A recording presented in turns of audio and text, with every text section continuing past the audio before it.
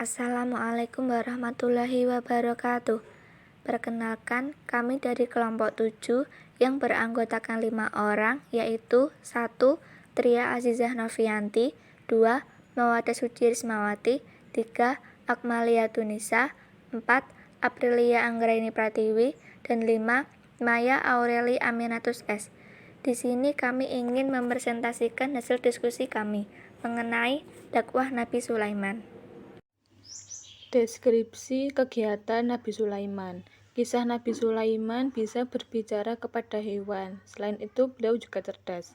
Nabi Sulaiman juga dikenal sebagai nabi yang diberi mukjizat oleh Allah SWT berupa mampu menguasai para jin dan berbicara dengan binatang. Nabi Sulaiman bersyukur dirinya bisa mendapat mukjizat ini.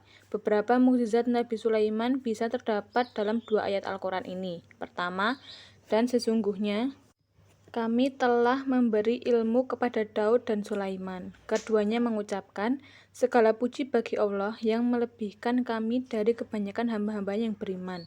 Quran Surat Al-An'am ayat 15. Kedua, dan Sulaiman telah mewarisi Daud dan dia berkata, hai manusia, kami telah diberi pengertian tentang suara burung dan kami diberi segala sesuatu. Sesungguhnya semua ini benar-benar suatu karunia yang nyata. Quran Surat Al-An'am ayat 16. Atau ada juga dalam ayat Al-Quran ini, dan telah kami tundukkan untuk Sulaiman angin yang sangat kencang tiupannya yang berhembus dengan perintahnya ke negeri yang kami telah memberkatinya. Adalah kami maha mengetahui segala sesuatu. Al-Anabiyah ayat 81. Cerita Sulaiman ketika mendengar suara semut selain burung. Dikisahkan Nabi Sulaiman juga bisa mendengar suara semut. Ada sebuah situasi di mana Nabi Sulaiman mendengar perkataan seekor semut. Kala itu, seekor semut menyuruh kelompok semut lainnya untuk segera masuk ke dalam sarangnya.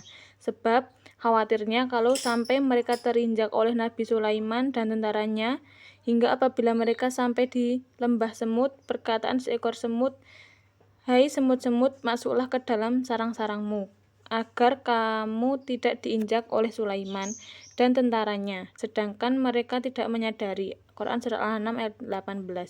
Ketika seekor semut berkata seperti itu, ternyata Nabi Sulaiman mendengarnya, lalu tersenyum dan tertawa. Nabi Sulaiman juga berdoa agar ia bisa mensyukuri seluruh nikmat yang telah Allah berikan kepadanya dan tetap menjadi hamba yang saleh dan bertakwa. Kondisi Mad'u. Pada masa pemerintahan Nabi Sulaiman, ada kerajaan Israel yang sudah dibuat di masa ayahnya Daud yang semakin disempurnakan dan mencapai kejayaan. Raja-raja kecil yang ada di sekitar Kan'an atau yang berada di dalam kawasan antara sungai Efrat di Irak dengan batas timur negeri Mesir mengetahui kekuasaannya dan berada dalam kekuasaan aman dan damai. Perdagangan antara kerajaan dengan kerajaan lain menjadi berkembang maju dan memberikan kekayaan dan kesejahteraan yang tinggi. Selain itu, ada penduduk yang bernama penduduk Sabak yang dipimpin oleh Ratu Balqis. Dalam sejarah diketahui bahwa kerajaan Sabak memiliki kekayaan sumber daya alam melimpah, terutama kesuburan tanahnya yang menghasilkan hasil bumi yang berlipat ganda. Kerajaan Sabak sanggup mengadakan bendungan untuk membendung air hujan yang kemudian menjadi persediaan minuman dan penyubur bumi. M. Quraish Shihab menafsirkan kata utiyat munkulli syai'in, dia dianugerahi segala sesuatu bukan dalam pengertian umum, tetapi dianugerahi segala sesuatu yang dapat menjadikan kekuasaannya langgeng, kuat, dan besar. Misalnya tanah yang subur, penduduk yang taat, kekuatan bersenjata yang tangguh, serta pemerintahan yang stabil. Kelemahan secara spiritual kondisi masyarakat di sana masih menyembah matahari, bukan menyembah Allah Subhanahu wa Ta'ala. Penyebab kesesatan mereka adalah karena pikiran mereka telah dihiasi oleh setan yang menghias yang buruk menjadi baik dan yang baik nampak menjadi buruk. Setan telah dapat memalingkan mereka, sehingga hilanglah keyakinan dan kepercayaan akan kekuasaan dan keesaan Allah. Hilanglah dari pikiran mereka bahwa hanya Allah saja yang berhak disembah.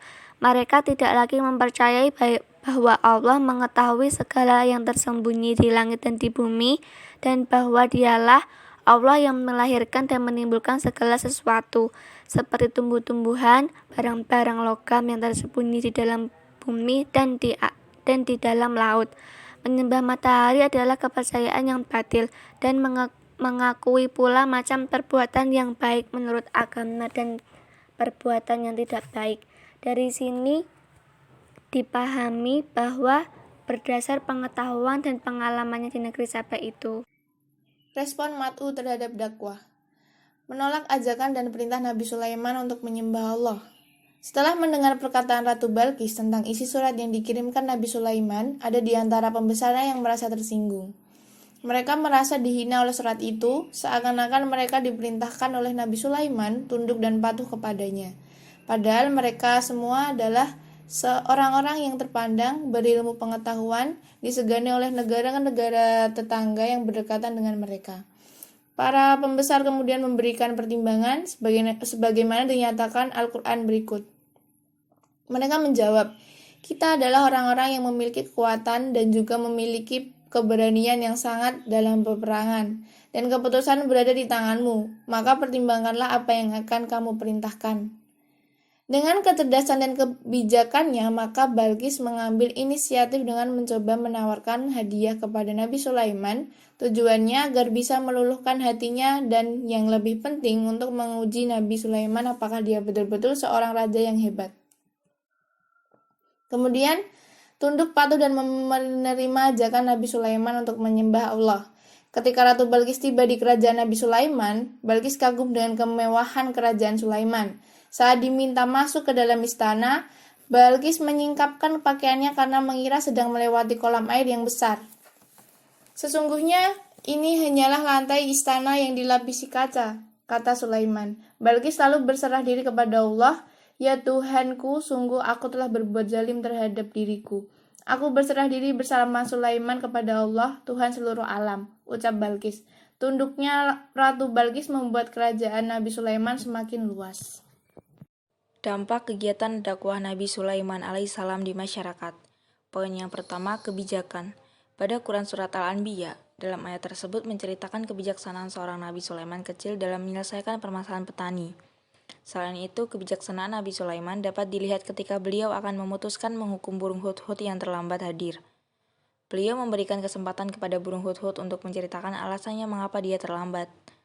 Dari kegiatan di atas, masyarakat bisa belajar dari Nabi Sulaiman bahwa walaupun hewan, dia juga memiliki hak yang sama untuk membela dirinya. Kita sesama makhluk hidup memiliki hak yang sama untuk membela diri saat mereka akan dijatuhkan suatu hukuman. Poin yang kedua, manajemen. Nabi Sulaiman yang mempunyai pasukan yang sangat besar, terdiri dari bangsa jin, manusia, dan hewan. Namun, beliau dapat memimpin mereka semua dengan bijaksana. Hal itu menunjukkan bahwa Nabi Sulaiman telah berhasil mempengaruhi mereka untuk mencapai suatu tujuan. Kepemimpinan adalah suatu hubungan di mana satu orang, yakni pemimpin, mempengaruhi pihak lain untuk bekerja sama secara sukarela dalam usaha mengerjakan tugas-tugas yang berhubungan untuk mencapai hal yang diinginkan oleh pemimpin tersebut. Dampak yang dilakukan Nabi Sulaiman untuk masyarakat yaitu masyarakat bisa belajar bagaimana menjadi seorang pemimpin yang baik dan benar. Poin yang ketiga, etika lingkungan. Etika dalam Islam memiliki pengertian sama dengan akhlak, yang merupakan tingkah laku, tabiat, atau perangai. Jadi etika lingkungan adalah perilaku atau tabiat yang sesuai dengan penggunaan lingkungan sebagai tempat kehidupan makhluk hidup. Dalam penjelasan tersebut, kisah Nabi Sulaiman merupakan gambaran sesungguhnya bahwa manusia dianjurkan untuk sabar menghadapi masalah dan perhatian terhadap lingkungan. Analisis kelebihan dan kekurangan kegiatan dakwah Nabi Sulaiman. Kelebihan dakwah Nabi Sulaiman yaitu gaya bahasa komunikasi dakwah Nabi Sulaiman memiliki kekhasan sendiri dalam tiap gramatikalnya. Hal ini ditunjukkan saat Nabi Sulaiman mengirim surat kepada Ratu Balqis menggunakan kalimat yang penuh dengan kebijaksanaan, gaya bahasa yang indah dan sopan. Karena itu, sepucuk surat yang dikirimkan melalui burung hudhud ini sangat berpengaruh terhadap karakter Ratu Balqis meski ia seorang penguasa kerajaan.